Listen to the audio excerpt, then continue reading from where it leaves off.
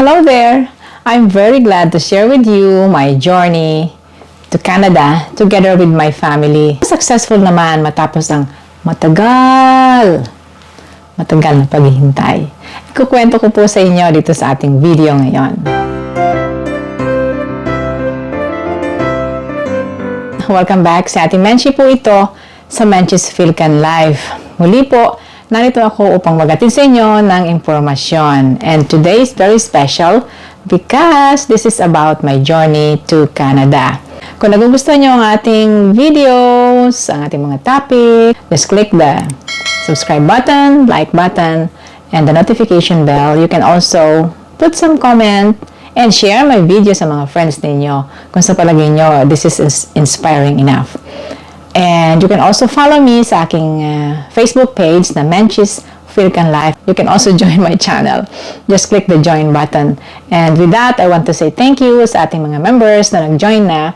Thank you kay Richelle Dumalag, Adelfa Salon, Franklin O5 Bakilod, kay Imelda Leal, kay Bong Manubag, kay Joyax Carcueva, Alma Napoles Tequin, Nani Emmy Vlog, kay John Canlas, Che Vidal Lanado, Lisel Belenson, JMC, thank you, kay Joy Alicando, Marjorie Ramos, Marciano, and Nympha.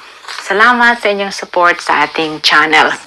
Isishare ko sa inyo ang aking karanasan kasama ang aking pamilya sa mga paraan na dinanas namin sa pag-apply dito sa Canada. This is my journey to Canada. Guys, I wanna tell you, hindi masyadong colorful or exciting.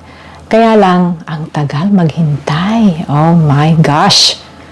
Akala mo, walang nangyayari o walang mangyayari. At akala ko, ano ba, may pag-asa ba? Darating pa ba? Na-scam ba ako? No? Yung mga ganun pong mga thoughts dumating sa isip ko. Okay, isa-isahin ko sa inyo yung mga kaganapan. Ang pathway po namin dito is yung Federal Skilled Worker Program. That time, wala pa pong express entry. 15 years na po kami dito sa Canada. And I think it started way back in 2002. Ano po. Matagal yung preparasyon actually. At bukod dun sa paghihintay na sinasabi ko sa inyo, malalaman nyo later on kung bakit kami naghintay. Matagal yung paghahanda at saka yung pag-iisip na gusto ko ba talaga ito. Ano po. Kung work lang and you will be working for 2 years, parang mas madaling magdesisyon. Pero yung, if you are planning to immigrate to a place na you've never been there before, at hindi mo alam kung ano talaga yung magiging sitwasyon ng buhay mo doon, it's quite hard to decide, no? Oo, nababasa ko sa libro, nakikita ko sa pelikula, but that's it. Hindi mo talaga na feel na malamig pala, hindi mo talaga na feel na ang mga makakasama mo pala ay iba-ibang lahi, no? Hindi mo alam yun when you were still there in the Philippines, di po ba? Kaya it's hard to decide. Ngayon, as what I've said, it started in 2002 nang naisip ko ito na maging iba naman. I want something new, something different sa buhay ko at para sa pamilya ko, sa aking mga anak. So, me and my husband, we thought about it quite well, pinag-isipang mabuti kung gusto namin to kasi mahirap nang magsisihan later on. Di ba? Yung iba na bumabalik, umuwi, ayaw namin mangyari yon na magsisisihan kami later on. So, mahirap mag-decide sa umpisa. Mahirap na baguhin mo lahat, like meron na kaming maayos na trabaho sa Pilipinas. Bakit pa nga naman namin iisipin ng bagong lugar, di po ba? At magsisimula ka uli ng bago. So, matagal din namin pinagdesisyonan hanggang sa nagdesisyon. Namili kami between Canada and Australia. Pero yung Australia, nag-umpisa pa lang akong mag-research dun sa mga paraan, how to, may mga calculation of points, etc., etc. And then sa Canada, ganun din, may mga calculation of points, and then we decided na we will go to Canada. Kasi parang naisip namin, parang mas masaya sa Canada. At it will be much smoother ang magiging proseso. And it so happened that one time, merong isang consultant company, private consultant, na nagkaroon po ng isang consultation na libre in my place. At sila ay, I don't know kung bakit ako na-invite to go there. So I was there, I was listening. And then pagkatapos ng session nila, maiksing session lang on paliwanag, pagpunta sa Canada, ganito at ganoon, ang mga proseso, etc. And then at the end, kung interesado ka, ay individual consult ka na libre pa din. So, umupo ako sa kanila and then nakita ko na sinabi nila na malaki ang tsansa, malaki ang pag-asa na makatuloy kami because I am qualified with my education, with my age. Sabi nila na kaya pa, makakwalify pa rin kami. But we have to take the English test. So, nagkaroon ako higit ng pag-asa. So, because of that, yung una na nagpaplano na kami, tapos may dumating na consultant, dalawang bagay na kaagad, no? And we have decided not Australia but Canada. So, parang tatlong bagay na kaagad ang nangyari. And maybe gusto niyong malaman kung anong pangalan po ng consultant. Ang consultant po namin ay ang Canadian Immigration Consultancy or CIC. Sila po ay merong office sa Maynila. But I'm not recommending them to you dahil I think by this time, dahil mga online na po ngayon ang mga application, pwede na ninyong gawin on your own, DIY, do it yourself. Pero by that time, lahat po noon ay papel pa. Papel pa po lahat yon. Susulatin pa namin lahat sa papel. By 2002. Ang express entry po ay nagsimula ng 2015. So, wala pang express entry noon. Basta mag-submit ka lang sa embassy ng papel mo and then re-reviewin nila yon sa panahon na pwede na nilang reviewin. Okay, so that consultancy, CIC ang in-hire po namin. And mind you, magbabayad po kayo ng kanilang professional fee, which is not small. Malaki po ang inyong ibabayad. Ewan ko ngayon kung magkano, you can ask them. But I'm telling you, I'm not recommending any consultant agent sa inyo. So, the next step was the gathering of documents. Naku, marami pong dokumentong kailangan kunin. Birth certificate, mga certificate of marriage. We have to go to the court para po sa pag-aayos ng birth certificate ng aking husband. It took us a few months para labas ng desisyon ng court. So, maraming mga months din po ang dumaan sa pag-aayos ng aming papeles. And it's not that easy. Kung ikaw ay mabilis mawala ng pag-asa, maiinis ka na, sabi mo, ayoko na. But we pursued, no, my friends, we pursued because of your persistence, because of your goal. Kailangan nakafocus. We also had to take the IELTS para magkaroon kami ng points sa English proficiency. And in this case, my husband took the IELTS. At higit sa lahat, kailangan po ng settlement fund. Ang settlement fund, from then at saka ngayon, bahagya lang po nagbago. Tumaas na ng kaunti. But by that time, I think, ang settlement fund noon ay 10,000 Canadian dollars sa main applicant plus additional para sa mga dependents ninyo. By that time, more than 20,000 Canadian dollars po ang aming settlement fund na dapat ipakita mo na nasa iyong bank account by that time. So, filling up of forms, dito po nakatulong ang aming consultants sa filling up of forms kasi mahirap pong fill up ng mga forms noon dahil puro papel. I'm telling you, ang kapal po ng papel na pinifill upan. At kailangan wala kang ma-miss ni isa man or else hindi matutuloy yung ibabalik sa iyo, 'di ba? Ang hirap po nung naghintay ka tapos ibabalik pa sa iyo. It took us about 2 years mula dun sa pag-iisip hanggang sa dun sa pag-decide, hanggang sa dun sa sige na nga, ituloy na natin, maghanap na tayo ng mga dokumento hanggang yun. It took us about 2 years maybe, bago pa kami talaga nakapag-lodge ng aming application sa embassy. So, that was around 2003. I could not remember the exact dates. And then, what is next? A long, long wait. Tinanggap namin ang acknowledgement letter mula sa Canadian Embassy na medyo nakapagpagaan ng loob mo. Kasi kapag meron kang consultant, ang consultant mo ay dahil siya po ay legally recognized ng Canadian Embassy, sila yung magsasubmit ng papeles mo. So, hindi kami ang kausap ng embassy. It's the consultant na naghatid ng aming papeles sa embassy. Pero, sinulatan kami ng embassy at sinasabing, we're acknowledging the receipt of your application. Uy, ando na yung application namin.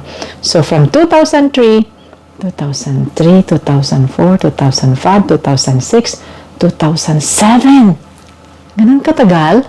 4 na taon po kaming naghihintay. There's no way for you to follow up. Wala kang karapatan mag-follow up. Sa panahong iyon, ang laki po ng backlog ng Canadian Embassy sa dami ng papeles na dapat nilang i-process. Alam ko yon kasi tinahanap ko sa online, may mga balita. And that's what you do kapag ikaw ay interesado talaga sa isang bagay. You keep on researching and finding data and finding the answers to your question by yourself. Hindi po pwede yung itatanong mo lahat. Papaano po ito? Papaano po yan? Papaano ang gagawin? Papaano? No. You have to do it for yourself. Kailangan magkaroon ka ng sariling research. So I know na marami ang backlog ng Canadian Embassy at we have to wait for 4 long years. Yan. Yan po ang kaibahan ngayon sa Express Entry. Sa Express Entry, every now and then, nagdo-draw sila ng mga mag-a-apply. Noon, hindi. Submit mo lang, hintayin mo kung kailan kanila tawagin. Yan. So, we had to wait for 4 long years without nothing. Kaya kung minsan, naiisip ko na rin sa loob ng 4 na taon, ano kayang nangyayari na? Matutuloy pa ba tayo o hindi? Withdrawin na kaya natin yung pera natin, gamitin natin sa business, gamitin natin sa pagpapaayos ng bahay, ang dami nang pumunta sa isip namin. But still, naghintay pa rin kami. Okay, so, after 4 long years, I think that's about 2007, that we received a notice from the Canadian Embassy na nagsasabi po na we are now starting to review your application and you need to anong tawag doon? To update your papers. Kung meron doong mga dapat baguhin, kailangan naming sabihin. Like nabago ang address, nabago ang kung ano-ano, kailangan i-update namin, especially the show money, the settlement fund. So, kung binawasan mo man yung settlement fund mo, sa panahong naghihintay ka, kailangan ibalik mo uli yun at kumuha ka uli ng bank statement para maipakita mo sa kanila na nandun ang iyong required settlement fund. So, we have to do it fast. And then, we submitted everything again through our consultant. And then, ang consultant ang naghatid sa Canadian Embassy sa Makati. Right? Okay. And then, what's next? Ang bilis na po. Ang bilis na after that. Just a few months, I think. Kaunting paghihintay na lang. So, muli po, may notice na sa amin ang Canadian Embassy na nagsasabing they are finishing with the review of our papers. Isubmit na raw namin ang aming passport for visa stamping. Ay, visa stamping na. Ay, nako. Saka lang ako naniwala. Imagine that. Saka lang ako naniwala, pero hindi pa rin, no? Konting-konti pa. Konting wait pa. Dahil visa stamping pa. So, we have to send our passport. My 2 daughters and me and my husband. So, 4 na passport. And dapat po ang inyong passport ay renewed. You know, the hassle na renew ka uli ng passport dito sa Canada. So, mas maganda kung ang inyong passport ay bago at haba ang years of expiry. So, we sent our passport to the Canadian Embassy and the wait is getting shorter. So, what happened next? Mga ilang araw lang po, no? Maybe a few weeks, 2 weeks, something. bumalik na ang aming passport na meron na pong stamp ng aming visa. So, ganito. Kita po ba nyo? Visa. Ayan yung visa namin. Ito pa yung original visa. Hindi ko pa nadidispose ang aking passport. Philippine passport. So, ayan ang aking visa. At nakasulat po dyan ay immigrant. Ayan. Pero wala nang visa itong visa ko. Dahil long time ago na po ito. We got our visa in 2007 around November. At pumunta po kami sa Canada ng May of 2008. Siyempre, ihanda mo yung iyong sarili na naman, everything. And you have to leave everything behind. Sapagkat buong pamilya kaming pumunta dito, kaya walang maiiwan, walang matitira. And the rest is history. That time, may feeling ako ng saya at may feeling ako ng apprehension, something like that, no? Yung niisip mo rin, ano kaya maging buhay namin doon? And then, the rest is fine. Sa una lang po nag-adjust. Sa una, syempre, I have to change career. My husband's career is not so far from his own career. I would like to give you two important things na naging dahilan namin para mapurso ang aming journey. Number 1 po is preparation, and number 2 is determination. Preparation, sapagkat ang dami mong ihahanda. You have to collect all the documents, yung employment documents mo pa, kukuha ka pa sa amo mo. Kung minsan ayaw kang bigyan o ayaw mong magsabi, nahihiya ka or natatakot ka na baka magsabi ka at hindi ka naman matuloy. Tapos later on sabihin nila, kumusta na yung pag-abroad mo, ba't di ka natuloy, no? Yung ganon.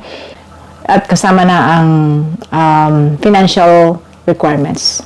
It's really a big money kung kayo ay mag-a-apply ng permanent residency. Mabuti nga ngayon, meron na po ngayon mga PNP, mga ganyan, may mga madali na pong paraan para mag-immigrate. And but you have many things to prepare talaga.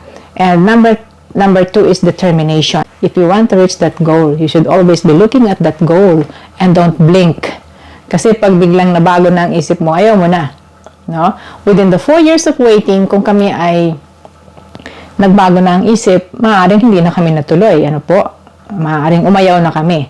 But because of that determination, we were able to pursue our journey. And Life is Canada is good sa akin, para po sa akin. And we are still here. There might be a time na uuwi-uwi ka pa rin sa Pilipinas later in your life. But during your productive age, be in Canada to make a good earnings and enjoy life. One thing na na-enjoy ko ngayon sa aking buhay sa Canada is you have the Canadian passport and you can go to different places, different countries without any visa at all. Mag-vlog na lang ako sa ibang araw tungkol dyan. Thank you very much guys for listening to my story at sana naka-inspire sa inyo ang aking journey to Canada. Thank you very much. Please subscribe to Menchie's Philican Life. Follow my Facebook page, Menchie's Philican Life. Thank you kay Richel Dumalag, Adelfa Salon, Franklin O5 Bakilod, kay Imelda Leal, kay Bong Manubag, kay Joyax Carcueva, Alma Napoles Tequin, Nani Emmy Vlog, kay John Canlas, Chevidal Lanado, Lisel Belenson, JMC, thank you kay Joy Alicando, Marjorie Ramos, Marciano, and Ninfa.